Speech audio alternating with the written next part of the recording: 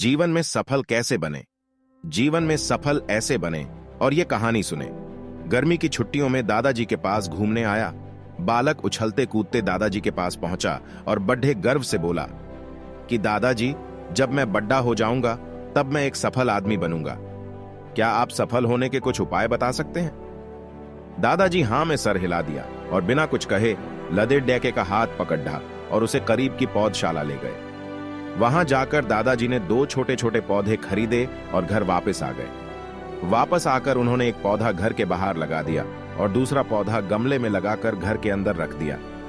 अब आपको क्या लगता है कि इन दोनों पौधों में से भविष्य में कौन सा पौधा अधिक सफल होगा? दादाजी ने लड़े डहाके से पूछा। लड़े डहाका कुछ समय तक सोचते रहा और फिर बोला, घर के अंदर वाला पौधा ज्यादा सफल होगा क्योंकि वो हर एक खतरे से सुरक्षित है, जबकि बाहर वाले पौधे को तेज धूप, आंधी, पानी और जानवरों से भी खतरा है। दादाजी बोले, चलो देखते हैं आगे क्या होता है, और वह अखबार उठाकर पढ़ने लगे। दादाजी दोनों पौधों पर ज्यादा ध्यान देते रहे और समय बीतता गया। 4 साल बाद जब एक बार फिर वह लड्डका अपने माता पिता के साथ गांव घूमने आया, तब अपने दादाजी को देखा तो देखते ही बोला, दादाजी, पिछली बार मैंने आपसे सफल होने के कुछ उपाय मांगे थे, पर आपने तो कुछ भी नहीं बताया था, पर इस बार आपको कुछ बताना ही होगा। दादाजी मुस्कुराए और लड ढाके को उस जगह ले गए जहां उन्होंने गमले में पौधा लगाया था। अब वह पौधा एक पेड़ में बदल चुका था। लड ढाका बोला, देखा दादाजी, मैंने कहा था ना कि ये वाला पौधा ज्यादा सफल होगा। दादाजी ने बोला कि अरे पहले बाहर वाले पौधे का हाल तो देख लो। और ये कहते हुए दादाजी लड ढाके को बाहर ले गए। बाहर एक विशाल पेड़ गर्व से खड़ाड़ा था। उसकी शाखाएं दूर तक फैली हुई थीं और उसके छांव में खड़े ढेर राहगीर आराम से बातें कर रहे थे। अब दादाजी ने पूछा, बताओ कौन सा पौधा ज्यादा सफल हुआ? लदर ढाका कुछ शर्माते हुए बोला, बाहर वाला। लेकिन यह कैसे संभव है? बाहर तो उसे ना जाने कितने खतरों का सामना करना पड़ेगा होगा। दादाजी मुस्कुराए और बोले, हाँ, बाहर वाले पौधे को बहुत सी चीजों से सामना करना पीड़ीडा, लेकिन समस्या का सामना करने से अपने फायदे भी तो है।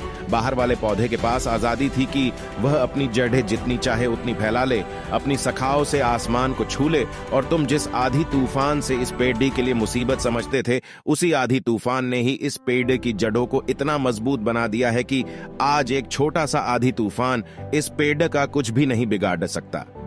बेटे, अब जो मैं तुम्हें बताने वाला हूं, उसे अगर तुमने अपने अंदर बैठा लिया तो तुम जिंदगी में जो कुछ भी करोगे उसमें सफल हो जाओगे। उन्होंने बोला कि अगर तुमने जीवन भर सिर्फ अच्छी विकल्पों को ही चुनते रहोगे तो तुम कभी भी उतने सफल नहीं हो पाओगे जितनी तुम्हारी क्षमता है। लेकिन अगर तुम तमाम खतरों के बावजूद इस दुनिया का सामना करने के लिए तैयार हो तो तुम्हारे लिए कोई भी लक्ष्य हासिल करना असंभव नहीं है।